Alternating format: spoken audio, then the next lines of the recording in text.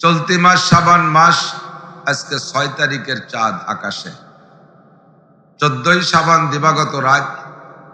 আমরা আহলে সুন্নাত ওয়াল জামাতের আকীদায় বিশ্বাসী যারা, 4 ইমামের অনুসারী যারা, হানাফি, শাফি, হাম্বলি, মালিকি, 4 মাযহাবের উলামায়ে কেরাম 14ই শাবান দিবাগত রাতকে আমরা ইবাদতের রাত বলে কোরআন সুন্নাহ অনুযায়ী আমরা বিশ্বাস করি।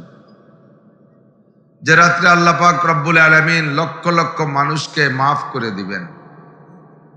বান্দার সারা বছরের ইবাদত আল্লাহ তাআলা এ রাত্রে নতুন করে তার কবুলিয়াতের দফতরে লিখে নেবেন। আগামী 1 বছর মানুষের ভাগ্যে কি আছে, মানুষ দুনিয়ায় আসার 50,000 বছর আগে প্রত্যেকে টোটাল তকদির লিখে রাখছেন। প্রত্যেক বছর শাবান মাস আর লাইলাতুল কদরে বাৎসরিক বরাদ্দ তৈরি করেন। এই টোটাল ভাগ্য থেকে, তকদির থেকে বাৎসরিক বন্টন কতটুক হবে, এখানে কিছু রদ বদলের সুযোগ আল্লাহ পাক রেখেছেন বান্দার চাওয়া অনুযায়ী। এই চাওয়ার দোয়া অনুযায়ী আল্লাহ তাআলা কাহারও দোয়া কবুল করবেন, কাহারোটা কবুল করবেন না।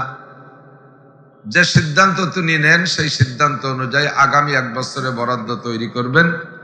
ইবাদতের রাত লাইলাতুল বরাত, এজন্য মাসটা দামি।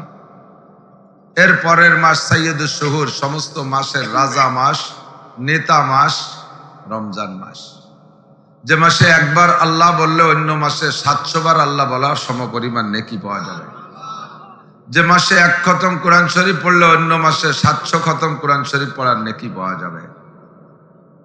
যে মাসে একটা নফল ইবাদত করলে অন্য মাসের একটা ফরজ ইবাদত সমপরিমাণ নেকি দেওয়া হবে।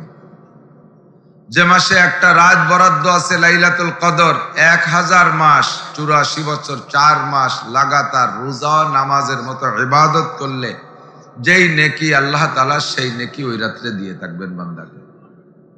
এরপরে পরপর আরো 4 মাস যেটা বলেছে। তো এই 7 মাসের দ্বিতীয় মাস শাবান মাসের মাগরিবের পরের সময়টা আবার আরেক দিক দিয়ে বড় গুরুত্বপূর্ণ। আম্বিয়া আলাইহিমুস সালাতু ওয়াস সালাম সাহাবায়ে কিরামদেরকে নিয়ে বয়ান করতেন।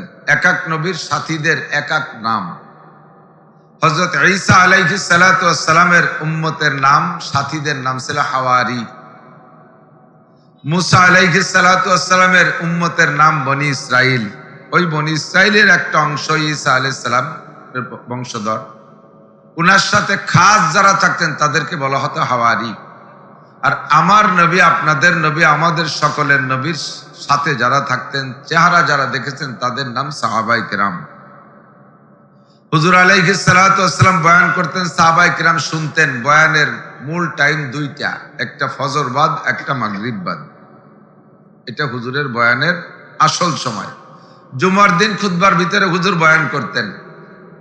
বিশেষ কোনো কারণে আচানক কোনো ঘটনা এসে গেলে তাৎক্ষণিকভাবে ডেকে আবার বসায় বয়ান করতেন। তবে বেশিরভাগ বয়ান করতেন ফজর বাদ আর মাগরিব। যেহেতু নবী আলাইহিস সালাতু ওয়াস সালামের বয়ানের জন্য হুজুর এই 2টা টাইম বেছে নিয়েছিলেন, কাজে আমরা বলতে পারি বয়ানের জন্য এই 2টা টাইমই সুন্নতি টাইম।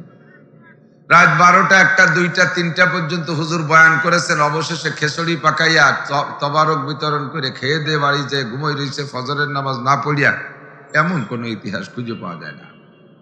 যে টাইম পর্যন্ত বয়ান করলে নামাজেরও কষ্ট হয়, নামাজও ছোটে না, মুসল্লিদের শ্রোতাদের কষ্ট হয় না, এই টাইমটা হলো ফজর বাদার। আল্লাহ তাআলা 2টা সুন্নতি টাইমের একটা টাইমের অনুসরণ করে এই অঞ্চলের লক্ষ মানুষের মধ্য থেকে বাছাই ছাঁটাই করে আমাদেরকে আগে আগে আসার তৌফিক দান করেছেন, নিয়ে এসছেন ডেকে। এই জন্য আমরা শুকর আদায় করি, আলহামদুলিল্লাহ।